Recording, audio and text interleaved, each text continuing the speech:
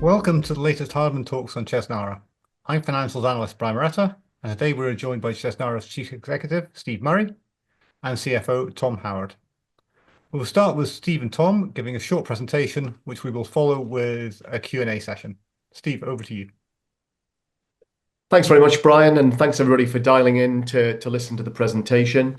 We're going to do an abridged version of the presentation that we gave of our half-year results. If you want to see the full presentation and the associated Q&A, you can go to our website, which is chesnara.co.uk.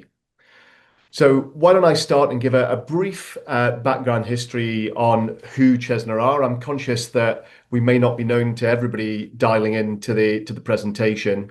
So we listed on the UK exchange over 20 years ago. We're a European life and pensions consolidator. What does that mean? We look for opportunities to acquire life and pensions books of business, run them more efficiently, and look for opportunities to ensure that the cash from those books kind of comes through in a steady and stable way. And we've been very successful at doing that over the last 20 years. In terms of the territories that we're based in, we're split broadly a third across the UK, Sweden, and the Netherlands. That balance is about to change off the back of a material acquisition that we announced in July, HSBC Life UK. And as well as running these books of business efficiently, we do also write new business in each of the territories. So in Sweden, we write group pensions business predominantly. In the Netherlands, we mainly write term assurance business. And in the UK, we write a small amount of onshore investment bond, and we tend to distribute those products through IFAs. In terms of our strategy, that's remained set for the last few years. There's three elements to the strategy: maximizing the value from the existing business that we have, acquiring books of life and pensions business, and then where we can deliver profit, we do seek to write some new business as well. Looking then at some of the activity that we've undertaken, particularly over the last 4 years, there's been a real uptick in the activity at the group. On the top part of this slide, you can see a number of the acquisitions that we've either announced or executed since 2022. That's 6 acquisitions. So there's been a material step up, with the HSBC Life UK deal being the 15th acquisition that we've announced in our history over the last 20 years. And looking at the bottom of the chart, again, we've been active, both improving and enhancing the management team that we have, raising capital, potentially to support the M&A strategy and deploy that on strategic opportunities. And we've also been looking to make sure that the platforms that we have are fit for the future. And that's included signing a technology deal in the UK to support our M&A strategy, and also more recently bringing together our 2 Dutch businesses. So it's been an active period for the group, and more recently, as we're growing, we've been included now in the FTSE 250. That happened on the 18th of August. So let me talk about the HSBC Life UK acquisition that we announced on the 3rd of July. And this was a slide that we presented to investors on the day of announcement. And it calls out a number of the things that we believe are attractive as part of this deal, and that will really enhance the sustainability and longevity of the cash flows that we have here at Chesnara.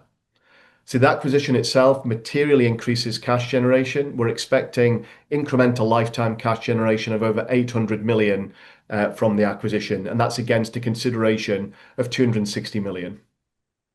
The discount that we paid for the book of business that we have, own funds, which tends to be one of the key balance sheet measures that we use as an insurance company, was attractive.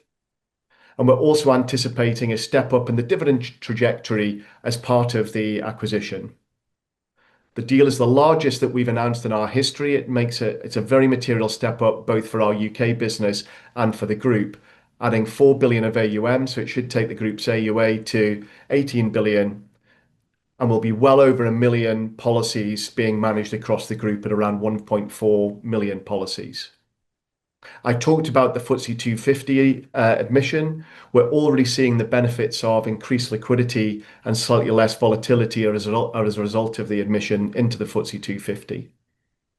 Where does that leave the organisation in terms of balance sheet strength? And Tom will come and talk about this in a little bit more detail, but I'm pleased to say that post-acquisition, we still expect to be materially above the normal operating range that we've talked to investors about, which sits at around 140 to 160% on a Solvency II basis. and the leverage ratio we expect to come down a little bit post the HSBC Life transaction. We also retain material firepower to execute further M&A, and that has been enhanced further post the issuance of an RT1 bond that we did at the end of July, which has brought a further 150 million of capital into the group. At the half-year results, we yet again announced an increase in our interim dividend of 3%.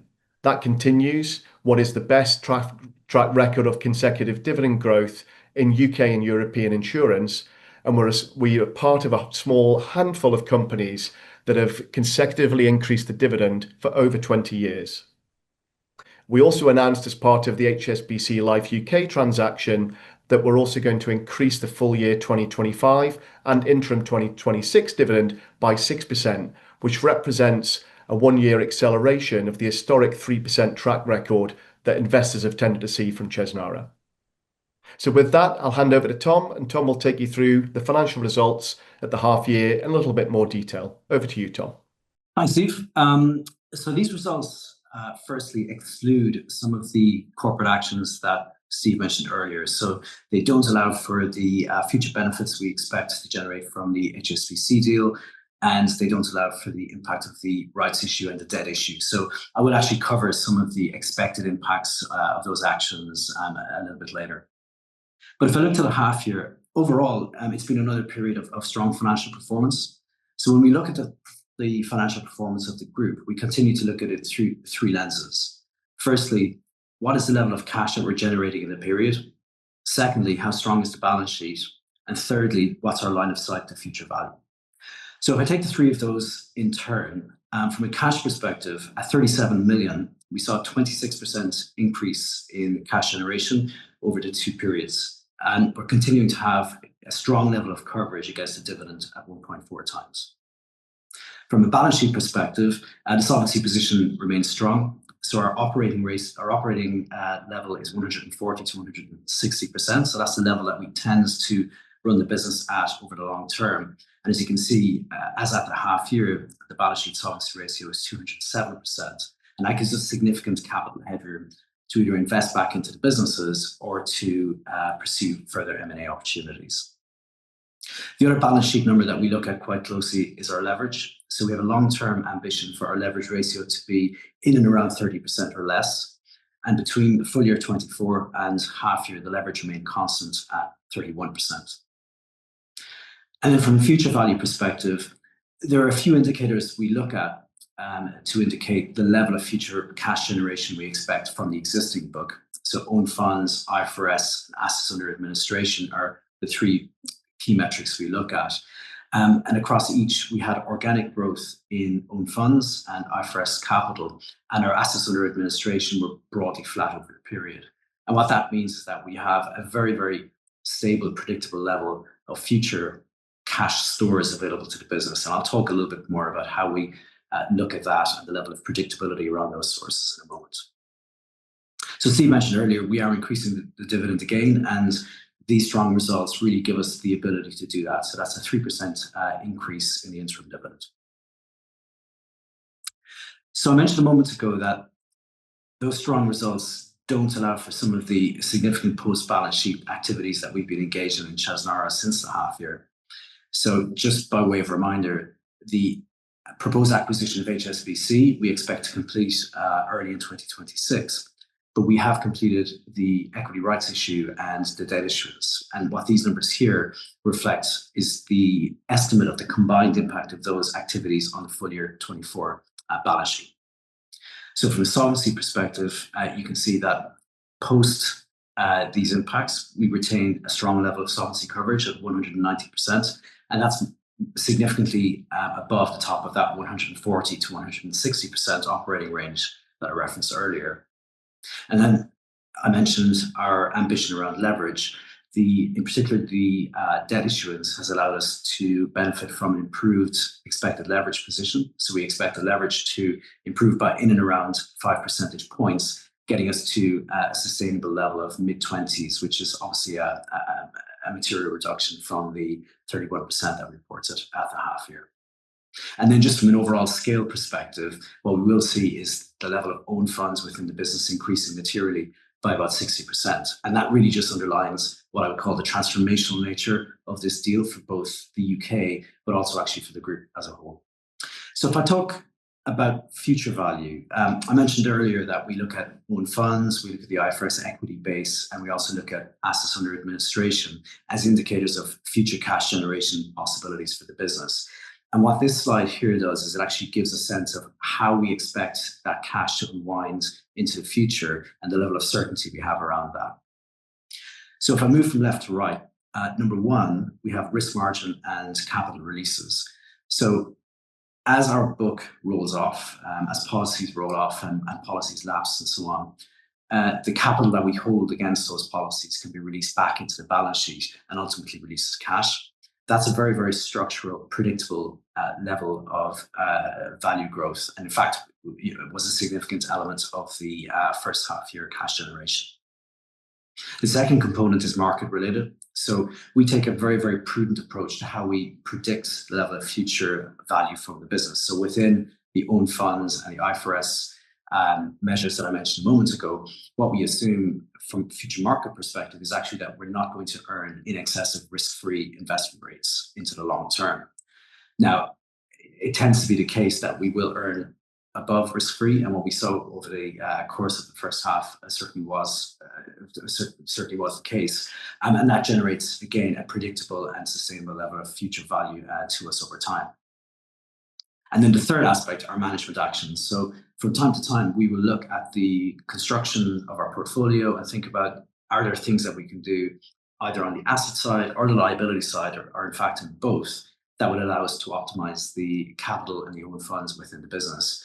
And to give you an example, over the first half of this year, we took the opportunity to broaden our FX hedging arrangements. So we've now included an additional FX hedge within our UK business.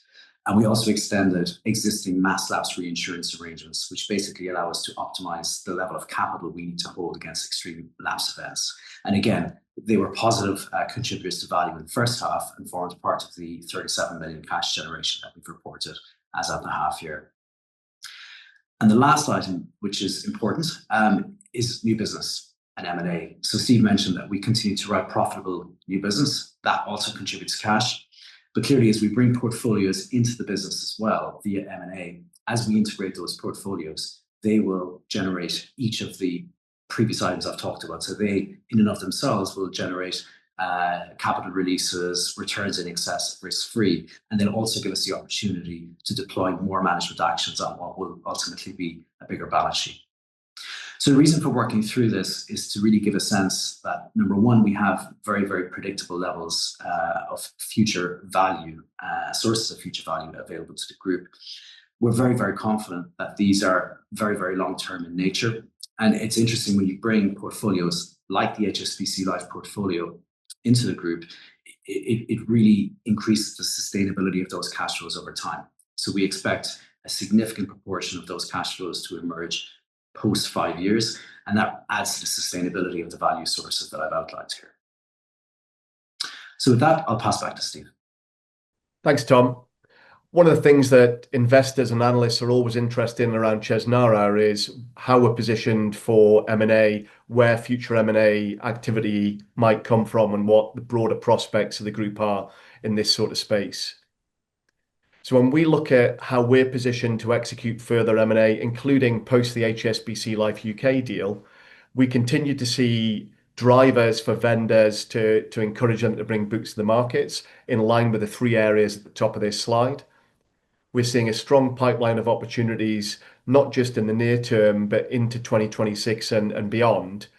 And when we look at our ability to compete, we think that we've done a number of things as an organisation to ensure that we're well placed to execute M&A. And that includes the financing firepower that we have available, the operational capacity, and also the increasing capability that we've brought into the group over the last few years as well. So we're excited about the prospects for further M&A. When we look at the activity today and where that is, there's a little bit more of that in Europe at the moment in terms of the sort of opportunities that we're seeing. And that in part is because we want to ensure that the HSBC Life UK completion and then migration aren't interrupted by anything else that we bring into the group.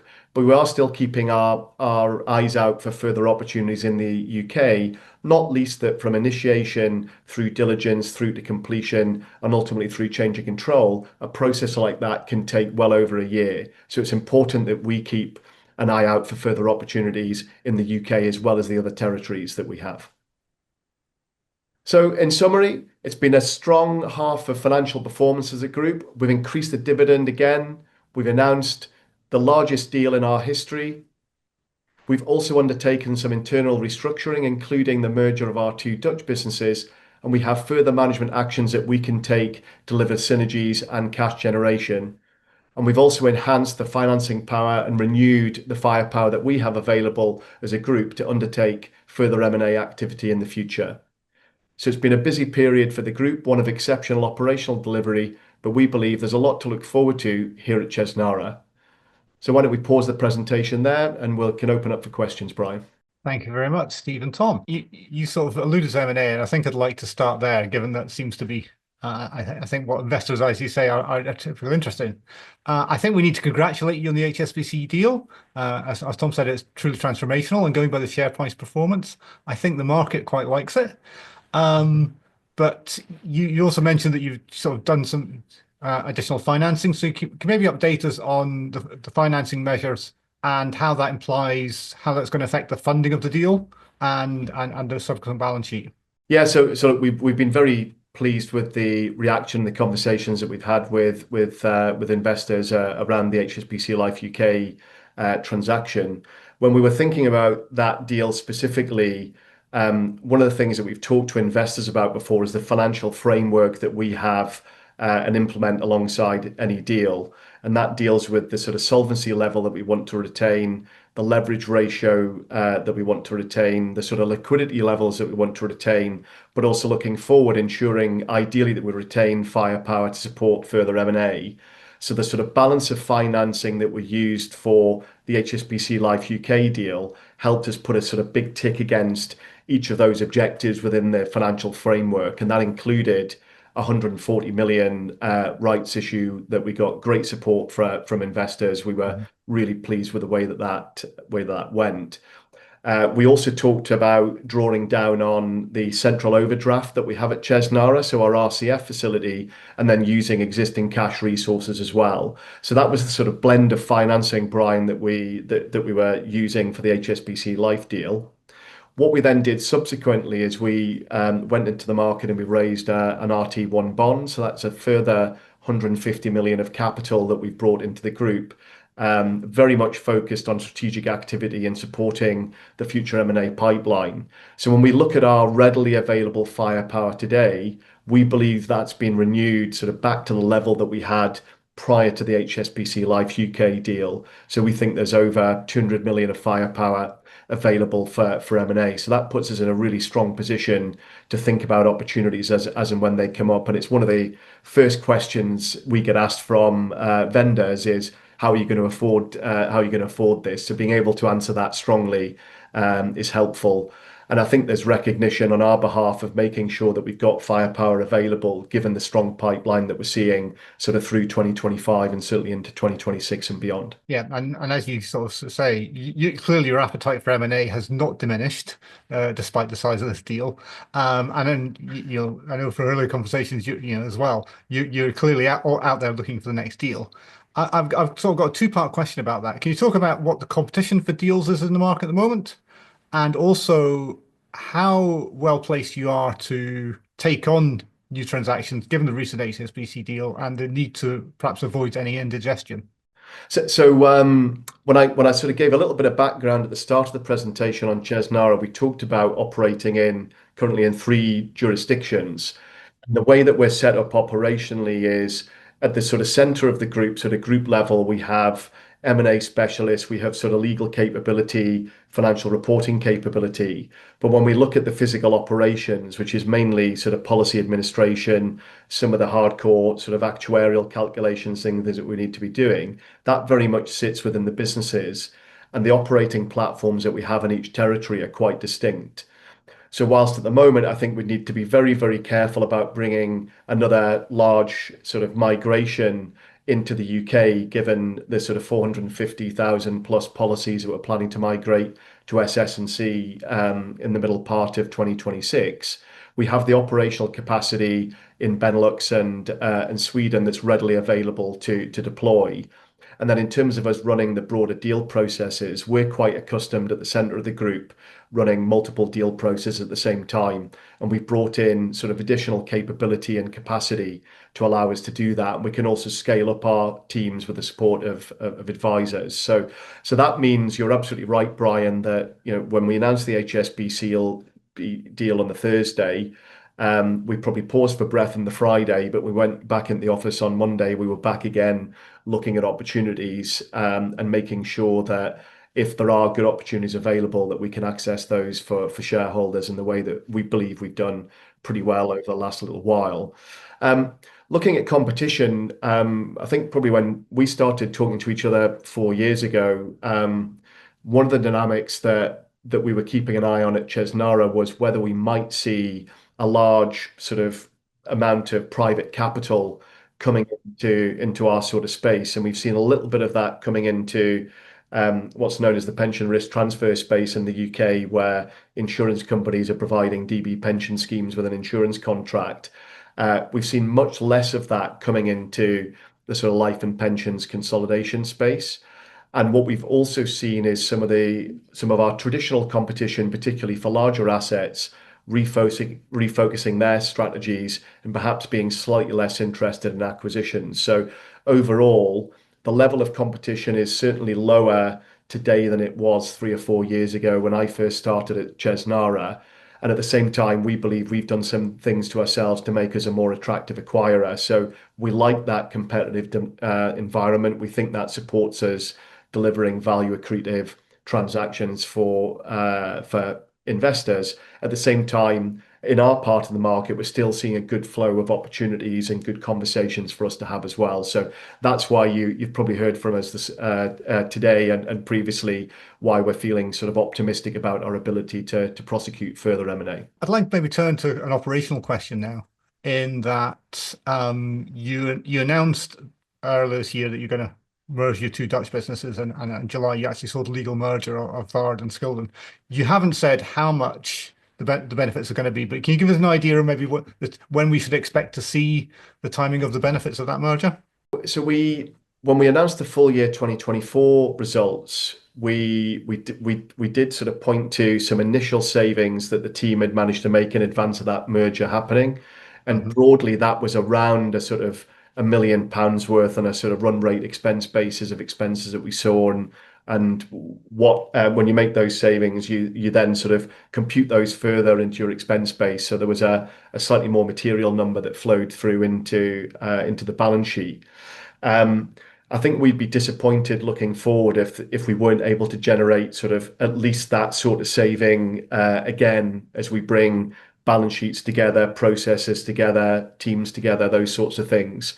In terms of the work itself, that will continue through the second half of 2025 and well through 2026. So we may expect a little bit coming through in 2025, but the bulk of that to come through in 2026.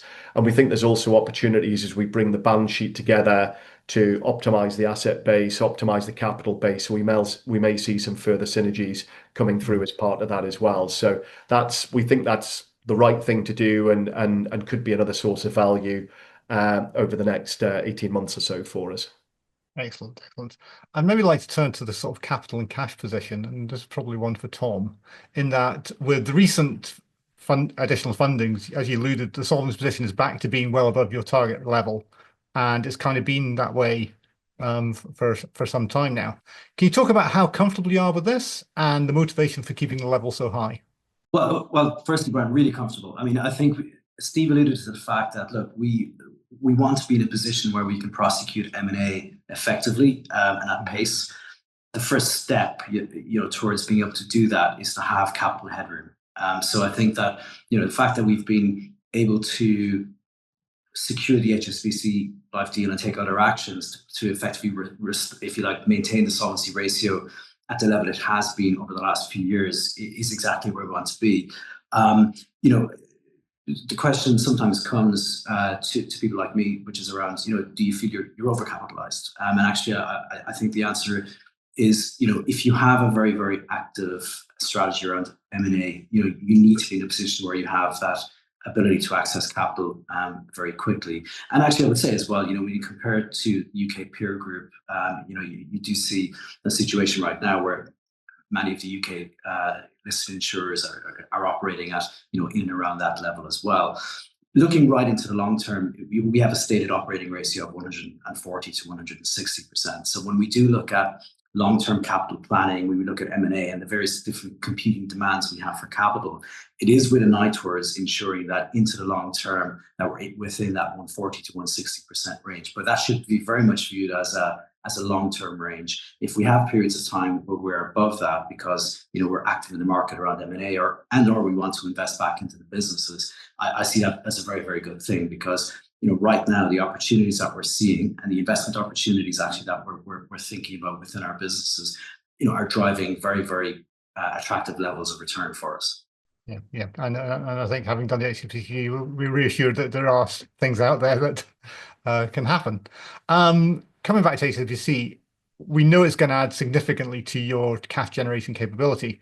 Can you maybe discuss a bit about the timing of this cash flow and how that relates to the cash generation capability of the existing book of business?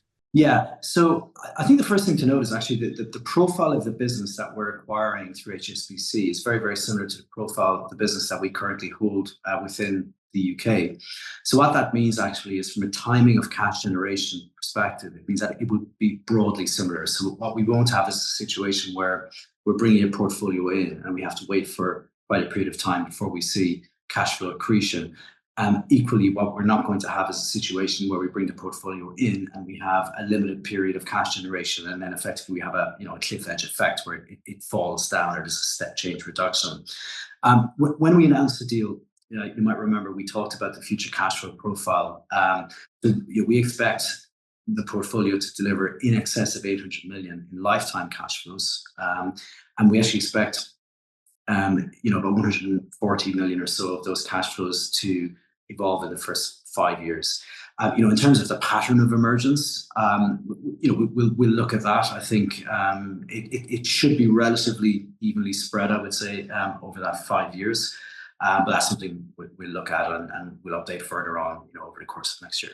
Yeah, and hopefully there's enough cash flow margin above the dividend cover that you don't actually, if there's a little bit of fluctuation, it doesn't matter too much. Well, indeed, and the way I would think about that, Brian, is if you look at our financial results before HSBC and the issuances, you can see that we have a healthy 1.4 times coverage on existing cash generation. So what we're saying is actually bringing in a very large portfolio gives us this additional financial flexibility, and with that actually comes more flexibility around dividend cover and more support for the dividend as well.